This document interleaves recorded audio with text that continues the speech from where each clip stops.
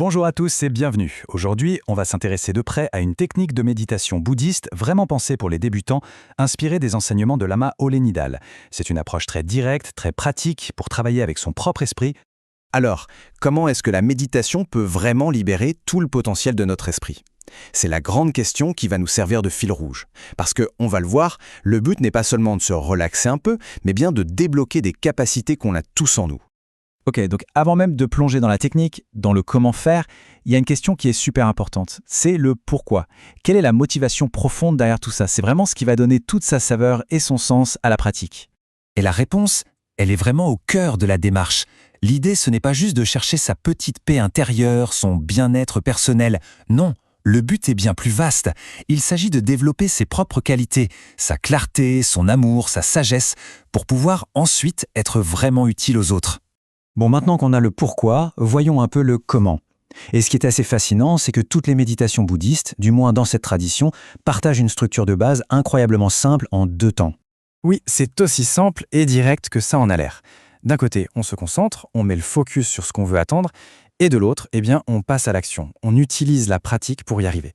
C'est vraiment un processus en 2 étapes. D'abord, l'intention, puis la réalisation. Alors, même si la structure est la même pour tout le monde, on peut dire qu'il y a différentes vitesses ou niveaux de profondeur. C'est un peu comme passer les vitesses sur un vélo. On peut engager l'esprit de manière plus ou moins intense pour aller plus loin. Le premier niveau, c'est vraiment la fondation. L'objectif ici, c'est de calmer le jeu, de calmer ce mental qui part dans tous les sens. On apprend à se poser, à maintenir son attention sur un point. C'est l'étape indispensable pour construire tout le reste. Et ça commence déjà à activer certaines de nos capacités. Ensuite, on passe à la deuxième vitesse. Là, le regard se tourne vers l'extérieur. L'attention n'est plus seulement sur soi, mais sur les autres. En cultivant ce désir sincère d'aider, de se rendre utile, on débloque des potentiels beaucoup plus profonds et les résultats de la pratique sont bien plus significatifs. Et enfin, le troisième niveau, la vitesse de pointe, si on veut. C'est la spécialité de ce qu'on appelle la voie du diamant. Ici, on travaille plus seulement avec les pensées, mais directement avec les énergies subtiles du corps, avec les vibrations. C'est la méthode la plus directe, celle qui est réputée pour être la plus puissante. Bon, assez de théorie, passons à la pratique. On va voir ensemble une méditation très concrète qui a été spécialement adaptée par le 16e Karmapa pour être accessible et efficace pour les esprits occidentaux et modernes. Mais juste avant de se lancer, il y a une chose essentielle à garder en tête. Une sorte de règle d'or. On se détend. On ne se juge pas.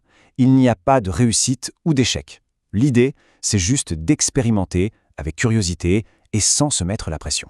Alors, voilà comment ça se passe. On commence par visualiser. On imagine devant soi un Bouddha de lumière, doré, transparent. Mais attention, pas comme une statue ou un dieu extérieur. Non, on le voit plutôt comme un miroir, le reflet de notre propre potentiel. Toutes nos qualités, la clarté, l'amour, la joie, sont là sous cette forme. Depuis son front, on imagine une lumière blanche, super intense, cristalline, qui vient toucher notre propre front.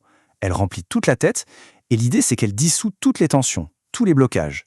Le corps devient plus léger, un meilleur outil pour l'esprit. Ensuite, de sa gorge, c'est une lumière rouge, chaude et radieuse, comme un rubis. Elle vient dans notre gorge et nettoie tout ce qui a trait à la parole.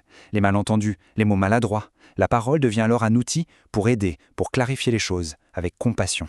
Et pour finir, du cœur, une lumière bleue très profonde, très apaisante, rayonne vers notre poitrine. Elle vient dissoudre toute l'agitation, les émotions confuses, les idées un peu trop rigides. L'esprit devient plus vaste, plus calme, plus stable. Et puis, à la fin de cette phase, l'image du Bouddha ne reste pas figée. Elle se dissout, elle se fond dans la lumière, comme un arc-en-ciel qui se fond dans le ciel. Elle devient l'espace lui-même. La forme disparaît, mais la présence bienveillante, elle, est partout autour de nous. Et on arrive à la toute dernière étape, celle qui donne tout son sens à la pratique. C'est le moment où on boucle la boucle, où on connecte l'expérience à son but ultime. Voilà, on ne garde pas cette belle énergie pour soi, ce serait dommage. Toute la clarté, tout le calme qu'on a pu ressentir, on décide consciemment de le dédier, de l'offrir pour le bien de tous les êtres. C'est une résolution forte qu'on prend à la fin de la méditation. Et on se quitte sur cette question, qui est en fait une invitation, concrètement. Comment est-ce que cette bonne énergie peut se manifester? Comment peut-elle être utile aux autres au quotidien? C'est une porte qu'on laisse ouverte, pour que la méditation ne reste pas juste un moment sur un coussin, mais qu'elle infuse toute la vie.